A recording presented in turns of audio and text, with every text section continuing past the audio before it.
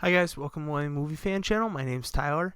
Today's review is going to be for The Mandalorian, Chapter 14, The Tragedy. If you guys are new to the channel, make sure to give me a thumbs up down below, hit subscribe and the little notification bell, and then share this video around all your friends and family on Facebook, Twitter, and social media outlets. There's so many of them out there, and that really helps out the channel and helps spread the word of what we do here, talking movies. So in this episode, Mando gets to Tython with Baby Yoda. On the way, he's telling him that he's going to try to find the Jedi to train him. The baby doesn't sound happy about talking about leaving him. They practice using the Force with his little ball that he likes, and that's a cute scene. And then when they get to Tython, he sits him down on the rock and nothing's happening, and then he starts meditating and there's like a shield around him. He can't get to the baby. We see the Slave One fly by, and I was like, oh shit. So Mando runs down the hill. He's like, oh no, somebody's here, and he comes face to face with Boba Fett, and they kind of square off. Boba Fett quotes his father Jango from Attack of the Clones, where he's like, I'm just a simple man trying to make my way in the universe. That was a cool response to that. It was a little bit like Palpatine though, where he sees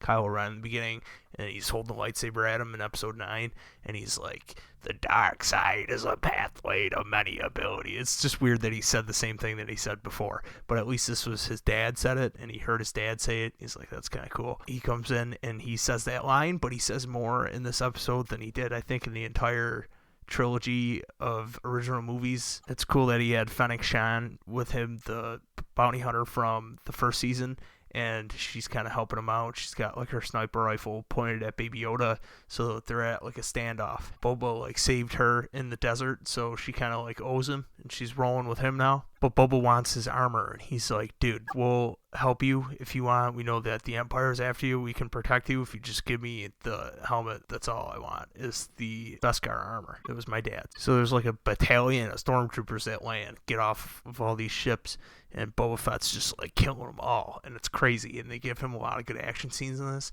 This episode was directed by Robert Rodriguez, and he makes Boba Fett look really good with the action and the fight scenes.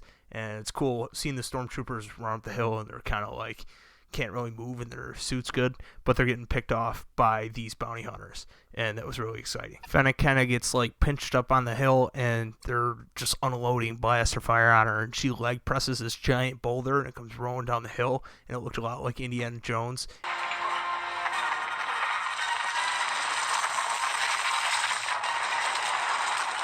Stormtroopers are running away from it.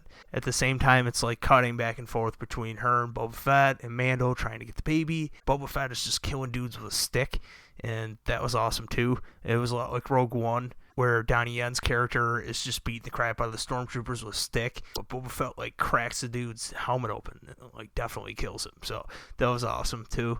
And it was interesting that they gave him a stick to use, and now Mando has a staff. Everybody's doing kind of staff work like that, but the choreography was awesome. So I'm really excited for the future when we might get Mando square off with Moff Gideon with the Darksaber, and they have a fight with that, because we know that that can block the lightsabers. So that would be awesome to see them square off like that. And Fennec and Mando are now fighting at a certain point in the episode, and Boba Fett gets his armor back from the ship, and he just starts killing dudes even more. They have him going apeshit, just killing guys. It's awesome, which I guess is a good thing. And now the people that have liked Boba Fett all this time could be justified because he actually did something. So this episode really was a tragedy, because the Star Destroyer up above that belongs to Moff Gideon blows up the Razor Crest, and I was like, no!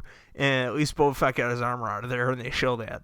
But I'm sure it would have survived anyway, because the staff did. But they blow up Mando's ship, and he is so sad, dude. It's his home. It's his mobile home that they blew up. But Moff Gideon deploys these dark troopers that fly down. They look like robots. I don't know if they're robots or if they're actually troopers. They call them dark troopers.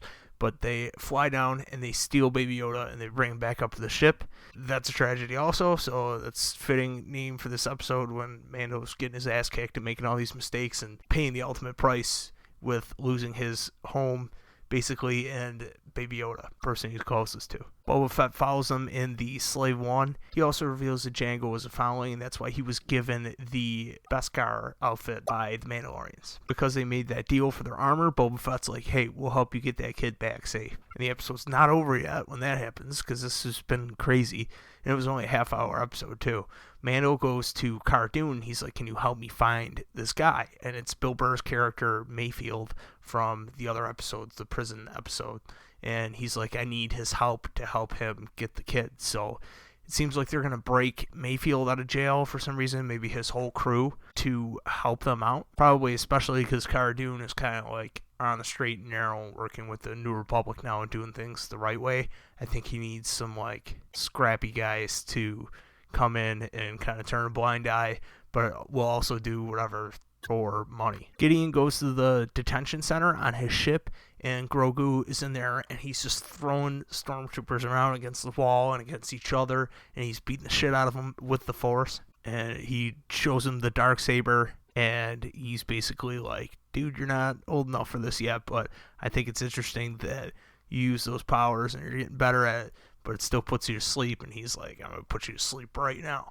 And he shoots him with the stun gun, and they put him down and shackle him. But as he's leaving, Gideon calls him the donor. So he's going to donate his M count or whatever that they had mentioned in the other previous episodes. It seems like he's there for the midichlorians is the speculation, because it seems like they're going to donate his midichlorians into somebody else that maybe needs them and is low on them, like Palpatine, or Moff Gideon just wants to be a Force user. That's my prevailing theory right now, is that Moff Gideon is like some kind of Darth Vader fanboy or whatever and wants to have Force abilities, and he's got the lightsaber already, and that is all he needs is that aspect.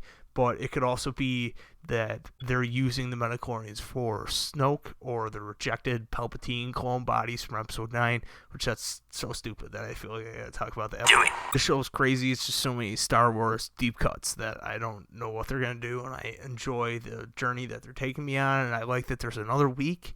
I say that every week, but I like that there's a week that I can sit and talk about this and sit with this and rewatch it, rewatch the other episodes that led up to it, and speculate on what's going to happen now, because this is crazy. Every week they're like upping the stakes and introducing some more really awesome things. But that's my review for Chapter 14, The Mandalorian, The Tragedy, guys. Let me know what you thought down below, and hit the thumbs up and the subscribe button, and I will see you guys in the next video.